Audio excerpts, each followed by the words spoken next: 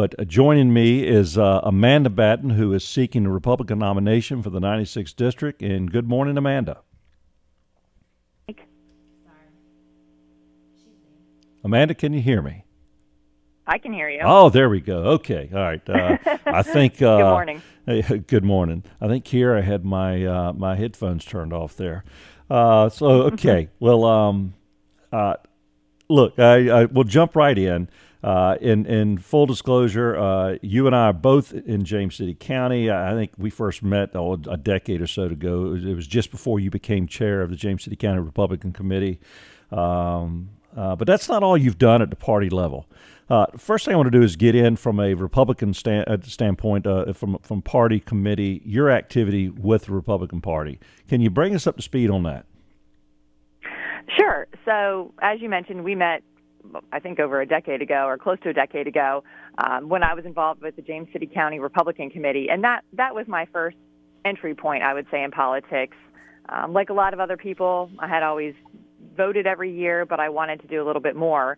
And so I joined my local Republican committee, and I made that rookie error of volunteering and saying I'd be willing to do, whatever needed to be done. And they took me up on that offer. And so it didn't take long until I was working outside of the precincts on Election Day. And then I served as chair for 6 years from 2010 to 2016. And of course, Mike, I had the privilege of supporting you when you ran for office. And that was a great time in our committee.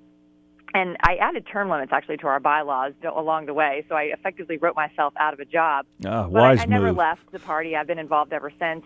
I'm actively involved with Republican Women's Clubs. I'm the first vice chair of the Jamestown Heritage Republican Women's Club. And I am also a member of the State Central Committee, where I am the Eastern vice chairwoman. So I believe in supporting our Republicans however we can. If that means, volunteering behind the scenes, I've been happy to do that. And, I'm excited to step up to this new opportunity now. But, yeah, absolutely, I'm committed to the Republican Party, and I've been involved at every level along the way. Well, also during that time back in 2010, and I'm sure maybe before that, you were serving, I believe at the time, as legislative aide to Senate Majority Leader Tommy Norment. Now, he may not have been Majority Leader at that point, is now, of course, and then ultimately with Delegate Pogge. What's the history there with working in Richmond with these legislators? It's interesting. I've been up there for about 10 years now, and so much has changed. You mentioned that Senate Majority Leader Tommy Norment, but when I started working for him, he was the minority leader. That was my first experience being up in Richmond during a General Assembly session. And it's just, there's been so many changes over the years, not the least of which is, the Senate going from a minority to a majority Republican body, but also in the House of Delegates, the number has changed there as well. There was a time when in the House of Delegates, there was a supermajority of Republicans, and now there's a very, very slim 51 to 49 Republican majority in the House of Delegates. So I've had the opportunity to work for legislators who are in the minority and in the majority, and I can tell you it's certainly very different. I think when you're in the minority, you not only are you pushing back a lot of the time against what the Democrats are doing and some of their aggressive agendas that they put forth, but you also really have to work hard to make sure that you're putting forward legislation that can actually be passed and be supported by members of both parties so that you can be an effective representative of your district. So, I'm glad that I've had the opportunity to work for Senator Norment and for Delegate Pogge and to be in that minority and majority status. But, of course, I would certainly prefer that the Republicans maintain their majorities in both the House and the Senate. And this year is certainly going to be a very interesting election because like I just said, there's a slim majority in the House, and there's also a very slim majority in the Senate as well. It's 21-19 Republican majority in the Senate. So I think this November we're going to have to work really, really hard all across Virginia to make sure that we hold those districts. Yeah, no question about that. I for the folks that are listening here, hopefully that none of our listeners are naive enough to think that every legislator in Richmond reads every bill that comes before him, that makes all of the deals on their own. It requires, when you're looking at 3,000 bills in a session, it's just not physically possible to be able to read everything that comes across. And so you have to prioritize, and you also rely heavily on your legislative aides, on interns. Generally, your primary legislative aide is really an office manager, if you will, an executive at some degree. You've had that opportunity to work not only with reading the legislation, with helping putting together talking points, coordinating with other legislative aides, and even in some cases other legislators. I know since I've been out, I've called on you at Delegate Brenda Pogge's office multiple times, certain things that I was hoping to see pass, and in some cases hoping to see fail, and you were very helpful there. Talk about your experience of actually working with the legislative process itself. So, you raise a good point. The legislator is spread really thin during the session. And I like to say that, as a legislative aide and as I think, everyone is a mile wide and an inch deep, where you have a little about a lot. And you're right. Every legislator, I think, relies very heavily on their legislative aide to keep them in the loop. And more importantly, during the session, legislators are tied up in committee meetings. They're on the House floor. They're not actually in their office all that often. So, typically during session, I'm the one who's meeting with the lobbyists, constituents, interest groups, other legislators to, figure out where we're going on certain bills, to hear concerns that are raised. And it's been a great opportunity to really, not only see how the legislative process works, but to understand how you push legislation forward.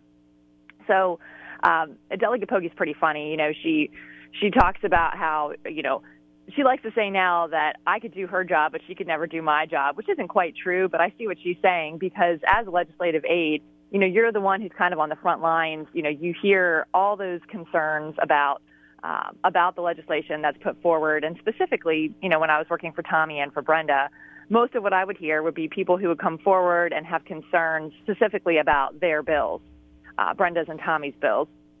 And so it puts you in a position to really have to think through every single word of a member's bill and figure out why it says what it says. Is the comma in the right place? Is there an unintended consequence?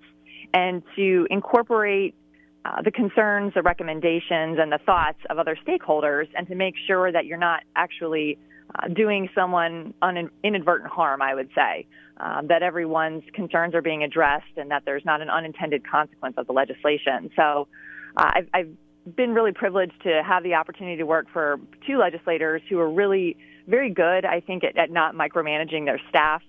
They let us, legislative aides and staff members in their office, really, I think, work hard on the legislation and to make recommendations and to make changes to the bills, because both Brenda and Tommy are good at trusting their legislative aides to realize that, hey, we're listening to the concerns that are raised and we're willing to, make recommendations to your legislation so that it has a good chance of actually passing and to accomplishing the goals that you were hoping it would. I know I would have been lost without my legislative aide in my time there. There's just so much that's got to be done. And as a legislator, as you're jumping from committee to committee, someone's got to be in that office to help coordinate your schedule, to coordinate the schedule of interns, to coordinate with other legislative aides for other legislators. It's a hectic many weeks during that session. Look, I want to bring up the race itself. Your opponent in the primary, she served as a delegate in early 2000s, and she too has experience in the General Assembly. It may not be quite as recent, but I'll mention too that, and you're right, and I appreciate what you did to help when I ran for office and knock doors for me and help with fundraising and all that. And to be fair, your opponent in the primary, she did things for me as well. She was very supportive. She endorsed me. She knocked on doors for me. She helped with fundraising. Both of you have been great for advice from me. But somebody's got to make a decision on who's going to be the nominee going into November's election. So I'd ask you to tell the voters what they need to know about you and why you think that you'd be the better candidate. That's a good question. Republican primaries are really difficult, and especially in this case where on the core issues, life, Second Amendment, taxes, my opponent and I are very similarly minded. I think the big difference is so much has changed in the past 10 years in Richmond is one thing. And then the other is, as you mentioned, yes, my opponent was a member of the House of Delegates before and retired from that job to take another position elsewhere. And to me, when I hear that someone has retired, it signals that, they've ended that chapter in their life. They feel like they've done everything they can do in that area, and they're ready to move on to other opportunities, which is great. I would say that I've been in the arena for the past 10 years.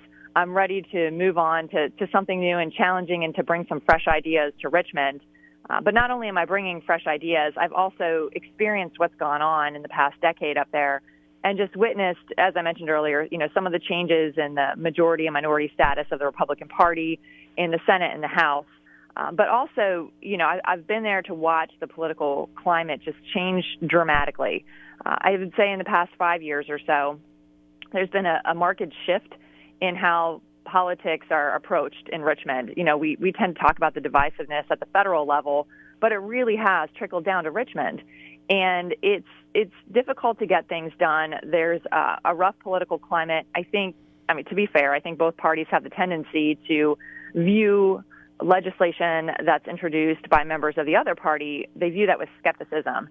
And for that reason, it's really difficult to get bills passed, even when to you or to me, they might seem like common sense pieces of legislation.